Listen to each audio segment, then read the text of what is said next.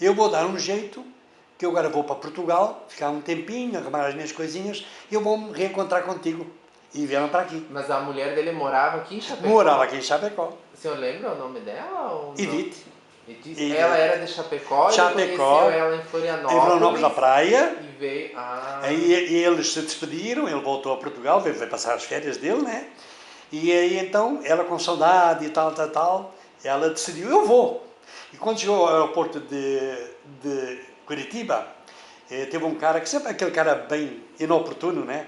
Que ela mostrou a passagem e tal, e o cara estava a par da história. A senhora vai para Moçambique, a senhora não sabe que está em guerra, está um horror. Ah, não, mas... E depois, qual é o problema?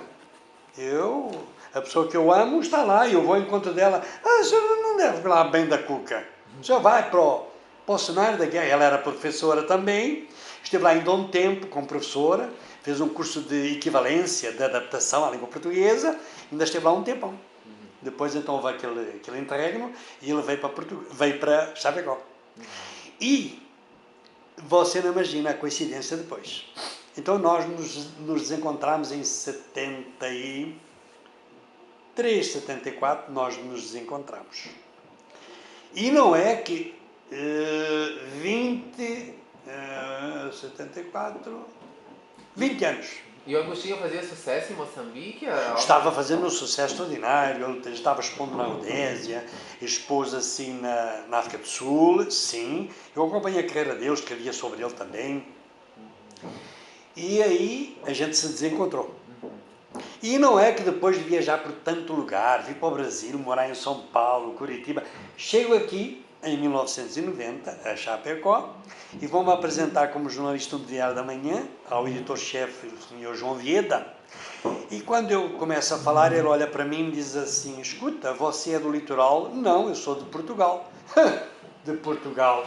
Não penso que está sozinho, não? Tem aqui dois portugueses que eu conheço muito bem, que escrevem até no jornal aqui. Puxa, quem são? Silvério Ribeiro da Costa e Agostinho Duarte. Quando ele falou Agostinho Duarte, uma sensação indescritível. Aquela coisa, não é possível, diga assim, Agostinho Duarte em Chapecó? Não é possível. Porquê e tal? Porque eu conheci e tal, contei a história que eu te contei. Não é possível e tal. É? Não acredita?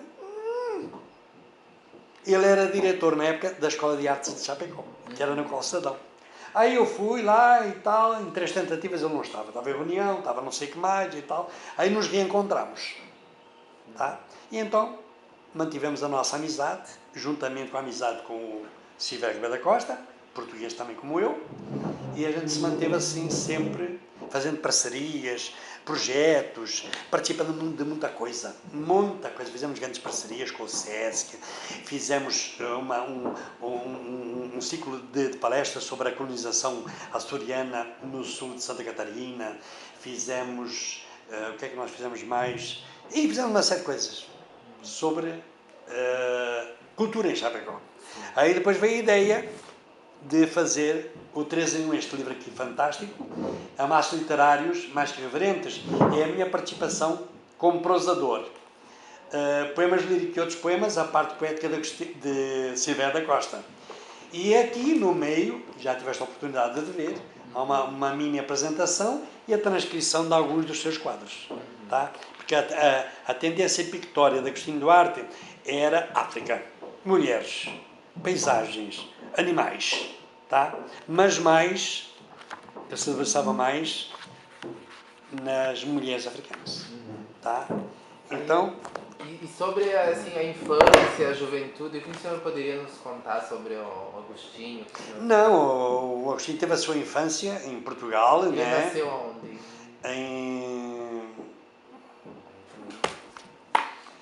Perto de Coimbra, em Golinho. No livro eu tenho todos esses detalhes, a gente só está conversando um pouquinho, tu vais ver a sua infância, uma infância feliz, no norte de Portugal, como todos os portugueses. A família dele era o que fazia? Os pais dele, que profissão tinham? Eles eram agricultores, eles viviam na agricultura, só que ele tinha um tio, irmão do pai, que era metido assim a pintores. Então ele era decorador, E então o Agostinho Duarte, quando vinha da escola, em vez de ir para casa, ele ia ver o pai que estava restaurando lá uma igreja, o tio, perdão, estava restaurando uma igreja, e ele com os pedacinhos de tinta já começou criando alguma coisa e tal. Então ele foi levado à África em função da aventura, da arte. O que levou ele para a África? Assim, que idade ele tinha? A aventura, 20 e poucos anos, 25 anos. 25 anos. Então ele achou que o espaço dele ali era pequeno. Então eu digo assim, não, eu vou para outro lugar. Ele era muito assim de aventura. Os portugueses são muito aventureiros. São muito imigrantes. Então ele disse, não, eu vou para Lisboa e vou. E foi. Tá? E daí foi lá que ele começou a pintar. Foi lá que ele começou o primeiro desenho que ele fez de uma mulher, a primeira paisagem rural. Eu tenho tudo no livro, essas fotos todas, essas coisas todas que ele fez. Como é que era a escola a trajetória lá em Moçambique? Extraordinária. Extraordinária. Era uma escola de artes? Que ele era começou? núcleo de artes de Moçambique. Sim, era uma coisa extraordinária. Era o retrato do ensino da arte na Europa, né? Era uma coisa muito, como é que eu vou dizer, profunda. E tinha a história da arte, tinha uma série de áreas que levava realmente a pessoa a complementar o conhecimento sobre a arte, o que é o surrealismo, enfim, essas coisas todas. O Agostinho vivia de pintar lá, ou ele tinha uma outra profissão? Não, ele vivia de pintar. Ele era mais pintar. Mas ele não sobrevivia com a pintura. Ele se tornou funcionário dos Caminhos de Ferro de Moçambique. Era funcionário dos Caminhos de Ferro de Moçambique. O que ele fazia? Era um trabalho burocrático? Não, ele era mais de máquinas. Ele gostava dessas. Tá? Então, ele frequentou a Escola Técnica Mozinho de Albuquerque, o núcleo de arte, conforme eu tinha dito, e é na Sociedade de Estudos de Moçambique que ele, em 67, ocorre a sua primeira exposição individual. Tá? E a seguir, sob a agência do Geraldo Ultramar, ele começa a expondo em Lisboa, no Palácio Foz, que é uma referência nacional. Tá? E depois de viver de 53, ele foi para a África em 53, a 53 a 75, ele chegou ao Brasil em 76, conforme eu te tinha dito. E ele chegou aqui em Chapecó, ele já conseguiu emprego na escola de arte? Não, ele aqui trabalhou numa fábrica de óleo de soja, meu Deus do céu, aí foi trabalhar na prefeitura como pintor de cartazes. Quando chegas a um lugar, tu enfrentas muita dificuldade, não é só chegar, eu sou escritor, eu sou professor de artes. Não, às vezes o ambiente não é convidativo. Depois, o meio artístico também, o cara vem ocupar o meu lugar e tal. Tem uma trajetória de muita dificuldade. Eu tenho muita dificuldade aqui também em Chapecó, como eu tive no começo, como tu tiveste, eu não sei se tu és daqui também. Mas aí já estavas em casa, né? Agora se faz para outro lugar, são mil desafios. Tá? Aí depois em 1979 ele funda aqui então o Grupo Chape, tá? E criou o Salão de Arte de Chapecó e tal.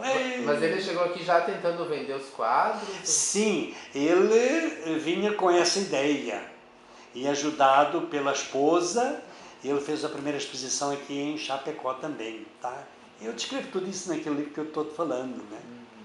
Então foi assim, uma coisa de fantástico. Aí ele fez parte do Conselho Municipal de Cultura, membro conselheiro do Museu de Arte de Santa Catarina, é um dos fundadores, inclusive, da Associação Chapecoense de Escritores. E em 2002, ele com outros amigos dele, funda também a Associação Chapecoense de Artistas Plásticos. E tem uma série de coisas aí, uma trajetória.